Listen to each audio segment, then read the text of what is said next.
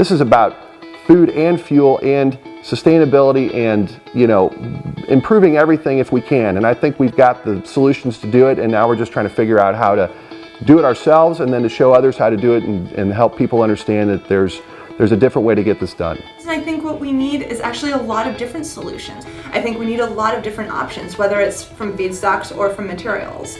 And I think we can have integrated biorefineries where you're using heat and you're using methane and you're using CO2 and you have a whole array of different things going on at the location. I think that really is the future. Welcome to our pilot plant, which is co-located with the wastewater treatment plant, Silicon Valley Clean Water, here in Redwood City, California. At Mango Materials, we really believe in a biorefinery type model where there could be multiple products that are made from one location. Like for instance, at a wastewater treatment plant, you not only have the methane, which can be turned into bioproducts, but they have some of the solids or even some of the water that is produced here that can also be turned into other products. So we see ourselves kind of fitting into this larger ecosystem and working together where sometimes potentially their wastes become our value or our wastes become their value, and we can integrate within not only the wastewater treatment plant or the methane production site that we're located at, but actually integrate with each other in order to advance the bioeconomy together. What we have here is our pilot plant facility, which is approximately 500 liters. And this is our plant where we run directly on the waste biogas straight from the anaerobic digesters, which you can see behind it here at the treatment plant. So we take the biogas straight from the plant, pipe it into this tall vessel, mix the liquid up, and then produce our biopolymer PHA, all in a matter of days. We believe at Mango Materials that we have a platform technology that we can use any form of methane to make a variety of products. Fairly focused on biopolymers right now, but there's other things you can do with methanotrophs or other processes using methane. So if we want to look at a decentralized, revitalized economy where things are locally available, methane is really the way to go. We are in northern Missouri, near Albany, Missouri, at the headquarters of Raceline Alternative Energy near our project we have with Smithfield Hog Production.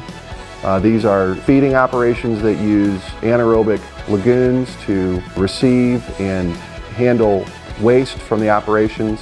We're capturing the biogas, and then we've installed equipment to purify the gas to pipeline quality.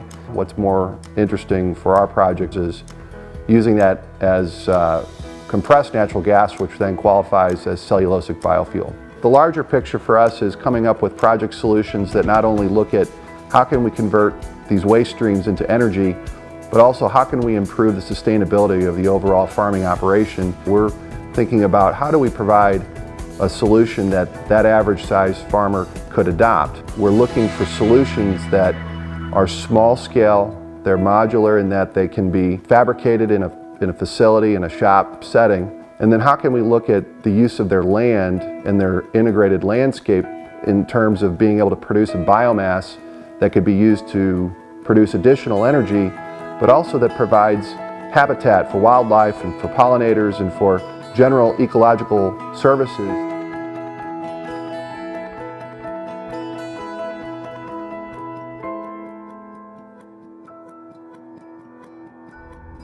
Behind me are 11 digesters. Each digester has about 2 million gallons of capacity. And before the advent of this program, we were probably only using about half of that capacity. So now we're coming much closer to using the full 22 million gallons of capacity we have, but we still have some left. And that's why we're starting to look at solid food waste. It's a very local source, it's nearby, it can be trucked to our plant.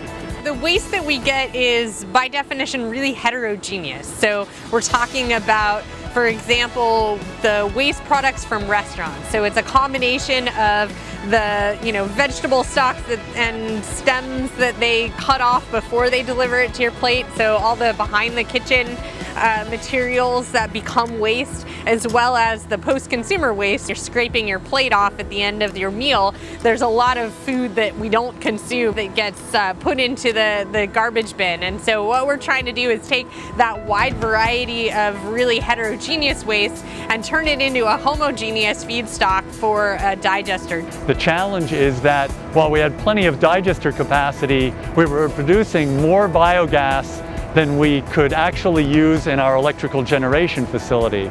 So that's why in 2012 we added a new turbine, and that almost doubled our electrical generation capacity. We hope to take more solid waste material, produce more biogas, and then in the future, beyond electrical generation, we can also use the biogas as a transportation fuel. You talk to almost any employee at East Bay Mud, most of them will say something about they came here to work to be a good steward of the environment. I came here mostly to protect the public health and also to protect the environment. Something that I didn't foresee was like the next step in the evolution of protection, which is protection of natural resources, because what we're doing here is gathering or recovering resources from waste materials, and that makes it so that we don't have to extract more materials from the natural environment itself.